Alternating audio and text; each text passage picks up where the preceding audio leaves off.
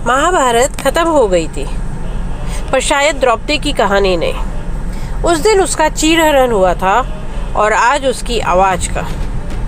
और सबसे बड़ा सवाल तब भी वही था और आज भी वही है, मुझे किस अधिकार से दांव पर लगाया गया है। हस्तिनापुर की सभा में द्रौपदी खड़ी थी अकेले।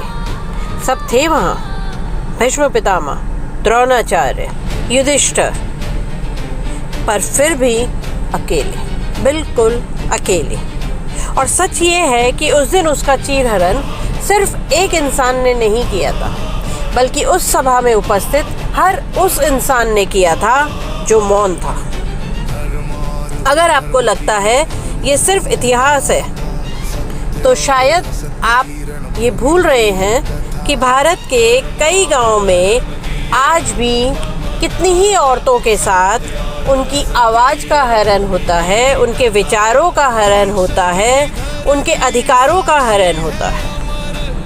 नमस्कार, मैं हूँ राखी शर्मा और आज मैं आपको इस वीडियो में महाभारत के चीरहरण की दास्तां और आज के समाज के आईने को दिखाने वाली हूँ, जहाँ कपड़े नहीं बल्कि आवाज़ उतारी जाती है, जहाँ सभा वही है, बस चेहरे बदल गए हैं। सबसे पहले हम बात करेंगे राजस्थान के गाँव की, जहां आज भी लड़कियों की शादी 18 साल की उम्र से पहले ही कर दी जाती है। सेंसस और सर्विस के अकॉर्डिंग लाखों लड़कियां लीगल एज से पहले शादी कर चुकी है। अगर कोई लड़की मना करती है तो उसे बोला जाता है कि तुम्हारी मर्जी नहीं, घर की इज्जत ज़्यादा मायने रखती है। द्रौपदी से भी उसकी मर्जी दांव पर लगाने से पहले नहीं पूछी गई थी। अगर हम आगे चल पड़े और उत्तर प्रदेश के गांव की बात करें, तो लड़कियों को 8th या 10th के बाद रोक दिया जाता है। NFHS डाटा बताता है कि रूरल एरियाज में एजुकेशन गैप और डिपेंडेंसी बहुत ज़्यादा है। अगर कोई लड़की बोलने की हिम्मत भी करे कि मुझे पढ़ना है, तो घर वाले कहते हैं कि लड़की की दुनिया किचन तक है। ये चीरहरण है कपड़ों का नहीं, पर उसके सपनों का। इंडिया में लगभग 30% के आसपास मैरिड वुमेन ने फिजिकल या इमोशनल वायलेंस फेस किया है।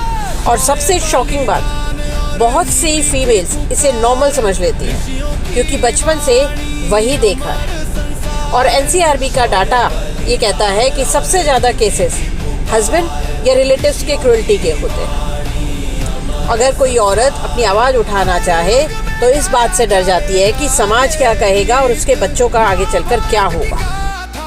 महाभारत में भी सबसे बड़ा पाप दुर्योधन ने नहीं किया था, सबसे बड़ा पाप था चुप रहना। आज भी गांव में एक द्रौपदी है, एक दुशासन है और सबसे ज़्यादा भीष्म और द्रोणाचार्य है, जो ये सब देखकर भी चुप है। आज की द्रौपदी को सभा में नहीं, उसे बचपन से ही सिखा दिया जाता है कि चुप रहना ही मर्यादा है। पर सच ये है कि ये मर्यादा नहीं, ये डर है।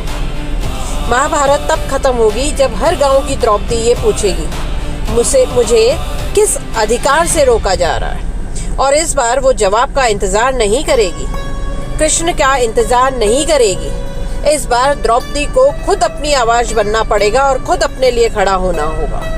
महाभारत सिर्फ एक इतिहास नहीं, एक दर्पण है। इस वीडियो के जरिए मैंने द्रौपदी के चीरहरण को आज एक रूरल इंडिया की सच्चाई से जोड़ा है। मेरा ये छोटा सा प्रयास अगर कहीं पे भी आपकी ज़िंदगी में बदलाव ला सके, तो ये मेरे लिए एक बड़ी उपलब्धि होगी। अगर आपको मेरा ये वीडियो पसंद आया हो तो इसे लाइक और सब्सक्राइब कीजिएगा। Thank you.